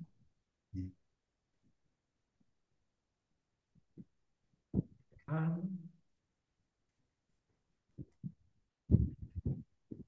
Leonardo. Eu tive uma projeção com o meu pai, depois que ele dessomou, o que eu fiquei tentando lembrar aqui, eu não achei isso anotado. Quantos dias depois, eu realmente não estou me lembrando desse detalhe. Mas o que foi interessante, porque eu fui levado eu acho que foram dois amparadores, eu fui levado até ele porque ele não aceitava que ele tinha dessomado. Então, ficou muito claro para mim a minha rememorização é muito clara de eu chegando perto dele e a gente fazendo, a gente tendo, ali eu percebi que eu estava projetado porque era tudo bloco pensênico, né? A comunicação com meu pai, ele preocupado porque ele tinha deixado um monte de coisa para resolver. E aí eu fiquei pensando, por que eu e não o meu irmão, né? O meu irmão e ele tinham uma ligação afetiva extremamente grande. Eu tinha uma ligação com meu pai, obviamente, mas eu sempre fui mais racional também. Então eu acho que eu estava mais preparado para a assistência ali. Aí eu comunicando com ele a questão de que não, fique tranquilo, nós vamos resolver tudo, não preocupa não, segue seu caminho. Foi muito rápida bom, pelo menos assim, né? A questão temporal para mim foi muito rápida, mas o objetivo era muito claro dos amparadores, que, né, aquele hora que eu fui e a rememoração que eu tenho é de eu chegando assim com os amparadores meio que aterrissando assim, né? Eu não lembro é, de todo o percurso, mas a chegada foi clara, eu de frente com ele e a gente tendo essa comunicação, né? E eu falei assim, não, vai tranquilo, a gente resolve, tá tudo bem, tá tudo certo. Foi assim, essa que eu tenho com parentes que eu tô me lembrando agora. Para responder o Ricardo aí que perguntou, né? é que várias pessoas já têm, e o que que compõe a ciência é as pessoas se escreverem, e o professor Valdo compilou, e por isso é que eu estou um pouco com o Zé Inácio dessa questão, que as experiências que eu já vi e de que eu tive, demora ano, o tempo, ele é bastante tempo em termos intrafísicos, óbvio que no extrafísico, questão de tempo é um pouco diferente daqui. Mas a minha mãe, menos de uma semana depois, quando ela dessomou, eu encontrei, ela me tranquilizou muito, falou para cuidar do meu pai. Eu falei, nossa, mas que lucidez, digamos assim, né? E depois eu fui ver que nada, que ela estava lá na casa do meu pai, eu tive que explicar para ela que ela tinha dessomado, né? Me parece, por hipótese, que o que eu tive foi uma transfiguração de amparador muito mais para eu me tranquilizar e parar de ficar evocando, etc., do que efetivamente ter sido a minha mãe. Então, eu não sei, eu não consigo ter certeza disso, mas é a minha percepção. E aí eu encontrei mais duas vezes com a minha mãe, eu tentando ajudá-la. Isso foi anos depois que ela dessomou. E eu estava no ECP1, foi meu primeiro ECP1 aqui em Foz do Iguaçu. É, assim que eu estava dando esse CP1, e aí ela apareceu à noite, projetada, e ela falou, agora eu estou indo para o curso intermissivo, agradeceu muito, aí ela estava lúcida. E isso me impactou muito pela lucidez dela e nunca mais eu encontrei, muito provavelmente ela fez o curso intermissivo, isso foi em 2008, né, já faz 15 anos, alguma coisa assim, é, e eu nunca mais encontrei, muito provavelmente ela já ressomou. E aí, que eu imagino? Que ela fez a segunda dessoma mais ou menos próxima a isso. A segunda dessoma, a gente acha que é só um descarte de holochakra, que é uma coisa assim de, como se eu vou deitar agora, eu tiro essa roupa aqui e deixo lá. E a sensação que eu tenho é que ela é pensênica. A Liliana falou uma coisa que eu acho que é importante, de desapego. A gente é tão apegado ao Soma, ao Ricardo, à minha vida, à minha mulher, ao meu casa, meu carro, meu emprego, meu dinheiro, meus filhos, meu, que quando a gente dessoma, você não consegue se desapegar. Então a sua energia continua presa naquilo. Então, a segunda dessoma ela é muito mais pensênica, né, porque tem pensamentos, sentimentos, energia, do que simplesmente um descarte de holochakra. Fala assim, não, eu vou tirar o holochakra aqui e jogar ele para lá. Me parece muito difícil fazer isso. Né? A pessoa tem que estar lúcida. O Sérgio Buscoff, o professor Valdo, sempre fala que ele dessomou, ele era marido da Janete, e que 2 dias depois, menos de 48 horas depois, acho que foram 24 horas, ele já apareceu para o professor Valdo, já tinha descartado o chakra e já falou: olha, estou aqui nessa física, estou começando a trabalhar. São fatos raríssimos de pessoas que conseguem ter esse desprendimento e sem precisar do sono reparador, que a Liliana falou, isso também está no Projeciologia. Normalmente os amparadores colocam a pessoa para dar uma dormida. Por quê? Porque as consciências que ficam começam a evocar tanto que aquilo ali começa a puxar, porque eu já estou preso no Ricardo, no corpo Ricardo, em quem eu era e tudo mais. A minha mulher, meu filho, meu cachorrinho, todo mundo começa a falar do Ricardo, evocar o Ricardo, junta a fome com a vontade de comer. Então, nessas horas, normalmente a consciência dorme, os amparadores colocam para quê? Para ela conseguir ter esse momento. Então, pela experiência que eu tive com meu pai, foi a mesma coisa esse ano. Eu encontrei com ele, faz 13 anos que ele dessomou, eu encontrei no balanço. E ele não sabe que dessomou. Eu encontrei com ele, eu falei esse relato, inclusive, no balanço existencial. Foi esse ano. E que eu encontrei com ele, ele estava numa piscina de água quente, numa comunidade extrafísica, todo tranquilo, e eu tive que explicar para ele, assim, explicar não, fui lá, dei um abraço, jantei com ele no extrafísico, eu completamente lúcido, cara, e eu sabia que eu não podia falar com ele, para não. Então ele falou assim: eu sinto muita falta de você, do seu irmão, que a gente, quando perde um parente, perdeu ele, né? Ele perdeu todo mundo. Então a sensação dele é que sumiu todo mundo. Ele falou assim: eu não sei de sua mãe, seu irmão sumiu. Então, assim, ele estava completamente perdido. Eu falei: não, pode deixar que eu vou vir jantar. Aí ele falou: vamos jantar. Nós saímos, jantamos. Eu falei: pode deixar que eu venho mais vezes. Já foi a segunda vez. Acho que em algum momento eu vou conseguir, explicando para ele que ele está dessomado.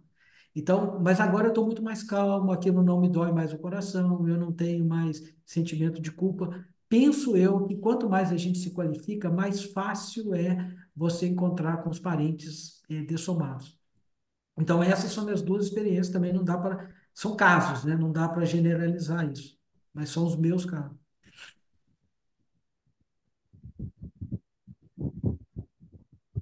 Interessante.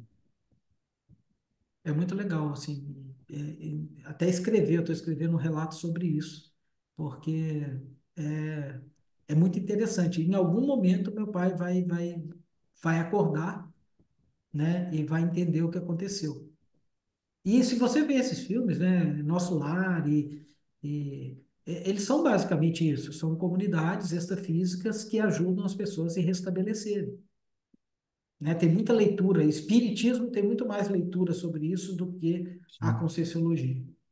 E se você pega o Nosso Lar, por exemplo, o André Luiz, se eu não me engano, é 8 anos que ele fica na baratrosfera, né, no umbral que eles Uhum. chamam lá, amargando. Se eu não me engano, é 8 anos, parece. Não tenho. Foi bastante tempo, sim. É tipo isso. até ele ser resgatado e passar né, começar a ter um pouco mais de Por lucidez. isso é que eu acho que como o Zé Inácio falou, eu acho que 2 dias para a pessoa fazer, em média, eu estou achando que está muito pouco. São poucas pessoas que têm isso, que conseguem. Agora eu já estou começando a ficar contente. Se eu conseguir fazer em 2, 3 dias, eu vou ficar muito feliz. Eu também, já. Pelo que você está contando aí, 13 anos, Gente, a percepção que eu tenho é que é muito tempo. é muito tempo. E esse pessoal que está fazendo parte da reurbanização, eles estão sendo tirados lá da maratosfera séculos. A pessoa fica lá, tem gente que está ressomando agora que tem 100 anos, 200 anos, 300 anos que não ressoma. E aí o pessoal volta a falar. A hora que você vê o cara fazendo uma atrocidade tão grande, um ser humano, na época dele, ele fazia isso. Era normal comer cabeça de pessoa, sei lá. Né? Aí ele chega aqui agora e acha que está tudo certo. Ele estranha esse nosso conceito de ética, de direitos humanos, direito do homem, do cidadão. Ele não entende essa lógica que a gente passou ressomando mais vezes. Tem muito trabalho para a gente aí pela frente. É. Mas eu concordo contigo, que eu acho que a segunda de soma ela é muito mais vamos dizer assim, a nível de mental soma, né, pensênica, do que descarte de energia. Eu tenho para Essa, mim isso. essa é a grande pegada, entendeu? Cara, e o que eu fiz agora? Conversei com uma pessoa da Conscienciologia, ela fez não só um inventário, como é que chama? Inventário não, testamento, mas ela pegou tudo que tem na vida dela, os livros, as coisas, ela decretou o que que vai acontecer, o que que vai para cada pessoa. Ela fez como se fosse um livro, ela gravou um vídeo e ela falou assim: tudo meu já está organizado para quando eu dessomar, eu não fico com uma pulguinha falando assim, aquela caneta eu deixei ponta solta. Tudo na vida dela já está se organizando para dessoma. Isso eu acho um negócio muito legal, porque aí a gente não fica preso. A gente já sabe, olha, já está tudo organizado. E eu não É, tenho isso. nem Então, por eu. exemplo, se eu dessomar hoje, né, eu estava pensando lá, a senha do Bitcoin, ninguém vai perder, porque minha mulher ninguém tem. Não está escrito. Tem coisa que. E eu vou ficar. Putz, como é que eu faço para passar? Fala, Denizinho. Então, eu estava lembrando aqui que quando meu irmão me convidou para ir para os Estados Unidos com ele, né, para ficar lá 6 meses, pelo menos, eu acabei ficando 1 ano e pouco, 1 ano e 2 meses. Aí, eu fiz assim um inventário, eu fiz uma lista de tudo que eu tinha que dar conta aqui, porque eu sabia que eu ia viajar e eu não ia mais poder acessar minhas coisas e tal. Então, para mim, foi uma experiência como se eu estivesse preparando a minha dessoma. Porque aqui eu não vou, no Brasil eu não posso mexer mais em nada, fechei conta em banco, arrumei tudo.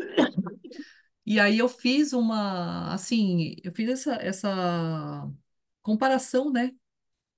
E foi bem interessante, foi uma experiência interessante. Eu acho que a gente tem que preparar, né? O kit de soma, né?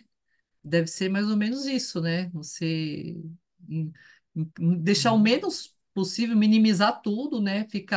Não ficar juntando coisas, né? E para você se preparar, né? Para não dar trabalho para ninguém. Eu fiz uma lista, né? Pegando, a gente vai falando aqui, eu vou lembrando.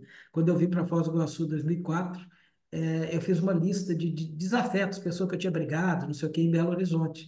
E anotei, e alguns eu fui atrás. Quem eu consegui achar, né, e tal, um porteiro de um prédio da empresa que eu trabalhava, cara.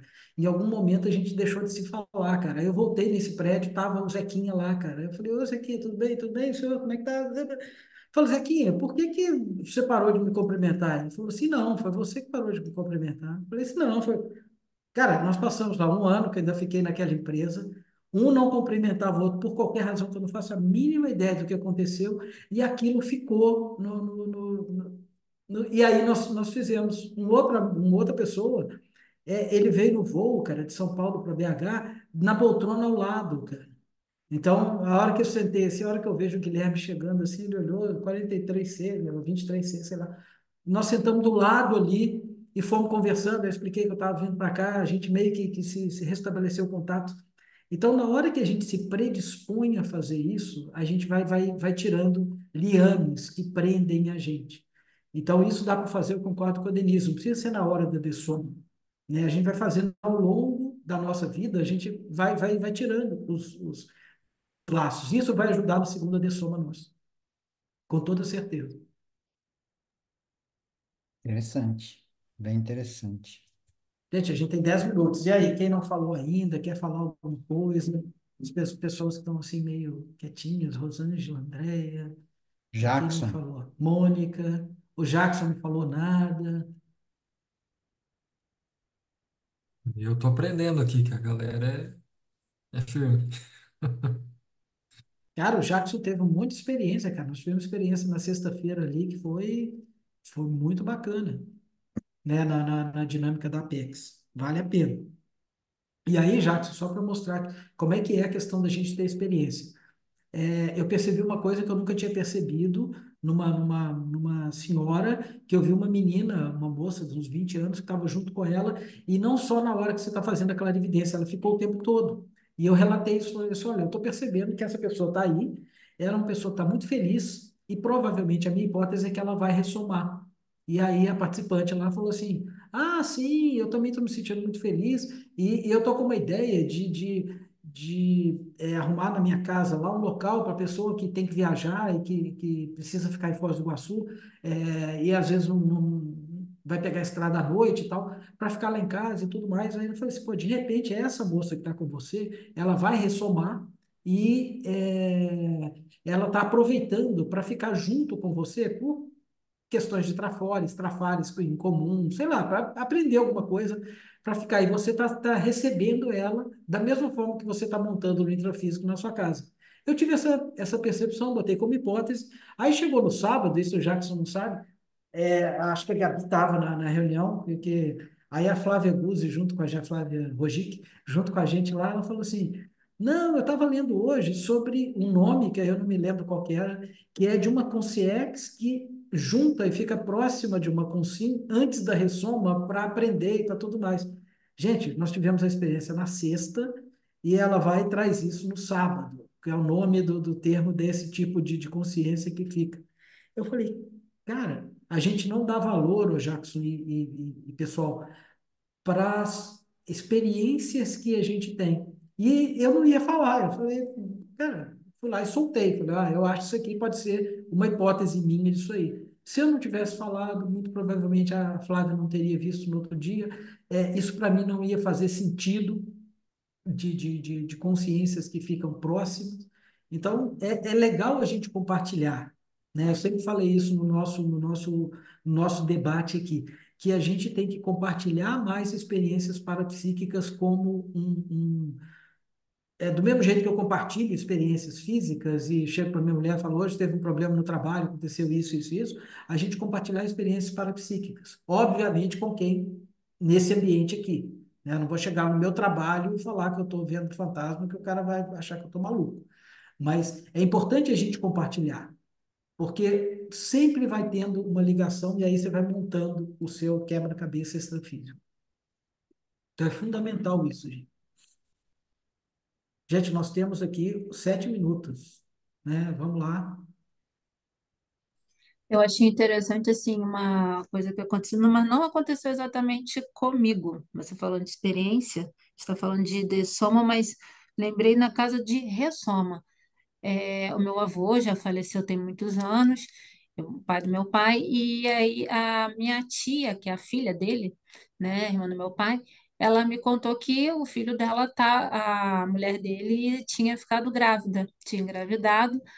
Aí, um tempo depois, eu fui visitar meu pai no Rio de Janeiro e eu estou no ônibus com ele indo para casa dele, do aeroporto para casa dele, e aí ele me contou que ele tinha tido um sonho com o meu avô, e dificilmente o meu pai lembra de sonhos, que ele tinha sonhado com o meu avô e que meu avô passava por ele, tipo uma bicicleta, uma motoca, alguma coisa assim, né? Passava pelo meu pai, assim, meu pai estava a pé, caminhando, ele passava, ó, já tô indo, tchau.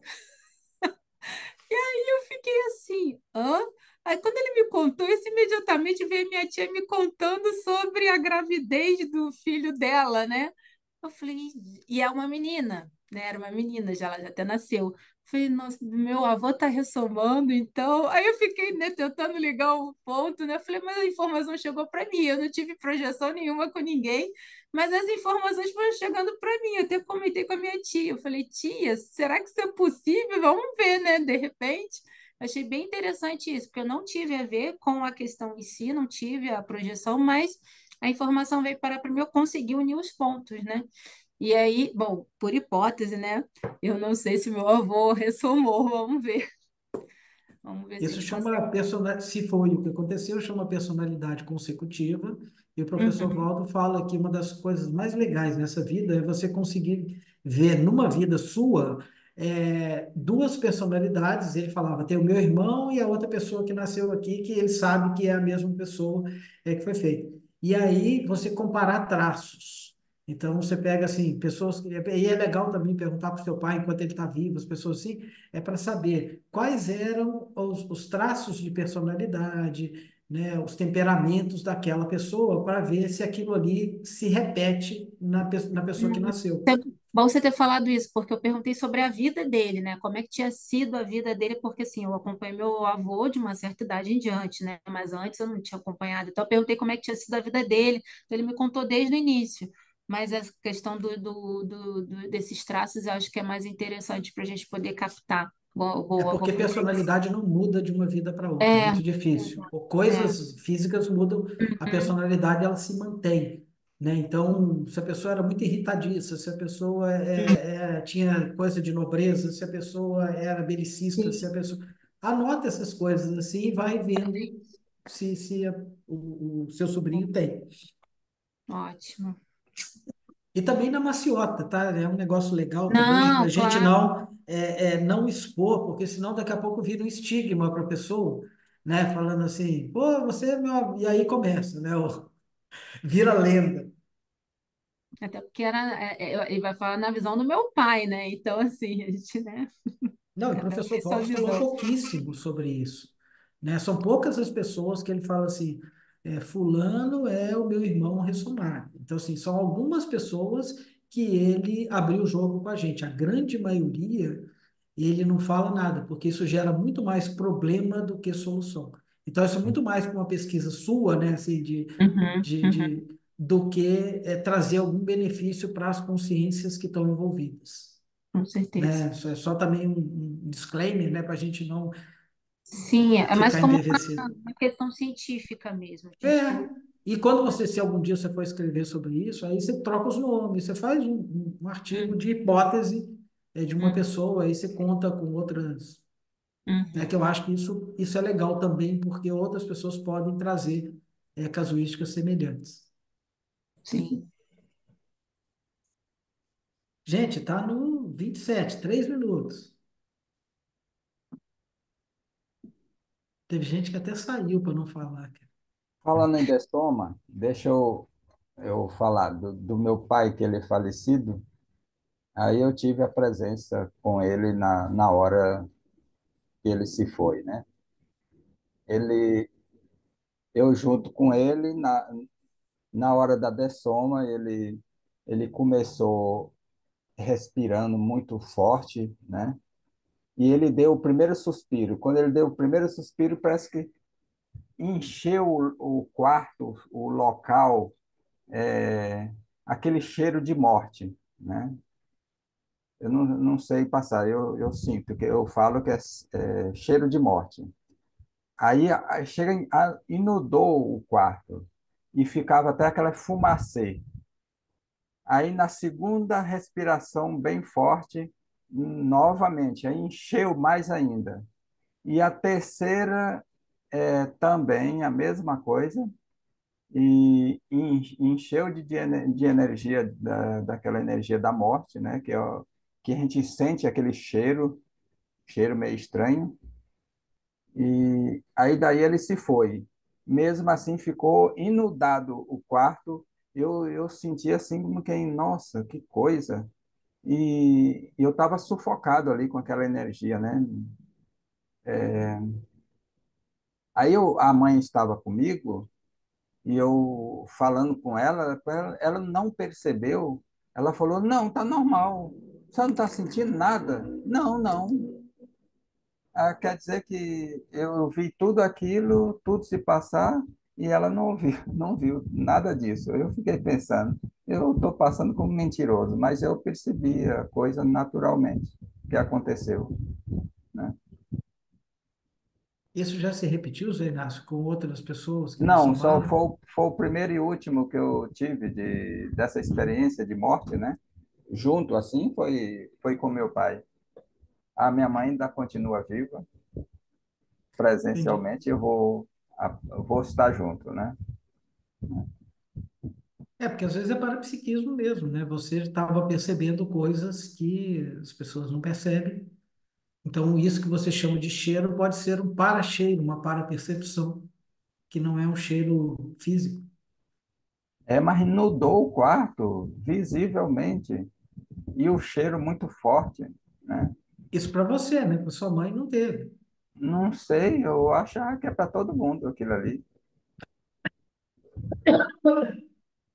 O legal do parapsiquismo, Zé Inácio, é que às vezes você acha que está todo mundo vendo, né? É, E a gente fala assim, eu não acredito que vocês não estão percebendo essa energia. Ninguém tá. Você fala, não, sou só eu. Às vezes acontece isso mesmo.